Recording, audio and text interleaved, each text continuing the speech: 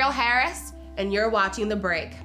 Anger is still erupting on the streets in Sudan as student-led protests continue to spread throughout the country after a student at Omdurman's Aliyah University was shot dead on Wednesday. The shooting took place as students supporting the ruling party and students supporting the opposition clashed in the city of Omdurman. 20-year-old student Mohammed Al-Sadiq Tambash was addressing the Association of Nuba Mountain Students when supporters of the ruling National Congress Party in Sudan, backed by the Sudanese National Intelligence and Service, opened fire on the political rally.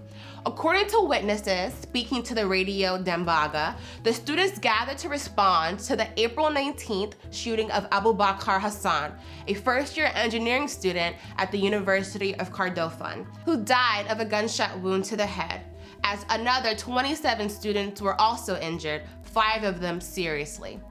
Amnesty International reported that the students had been marching peacefully toward the Office of Student Union to submit their list of pro-opposition candidates for union elections that were due to be held that day. Shortly after the march began, National Intelligence Security Service agents intercepted them in an attempt to prevent them from taking part in the election. Mohammed Tambash's killing has since sparked anger and several protests in the capital of Khartoum, with opposition parties calling him a martyr.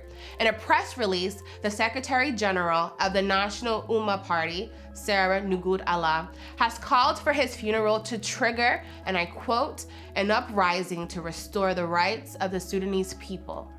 Other opposition parties have even called on the population to overthrow the government. Additionally, for 2 weeks now, students at the University of Khartoum have been protesting against reports that the government plans to transfer the location of the university and sell its buildings for tourism purposes, which the government has denied, stating that the reports are just rumors.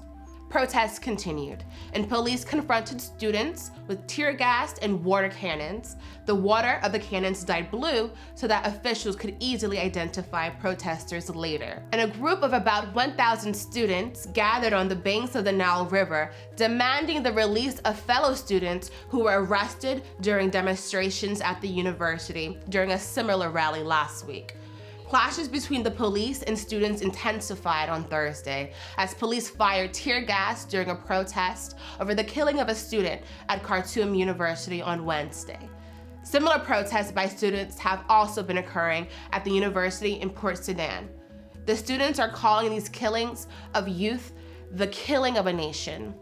And the Omdurman's Aliyah University has condemned the killing at their university and institution and has closed their doors for an indefinite period. And so we want to hear from you in the comment section below. How do you believe that the clashes between the police and the students can best be resolved?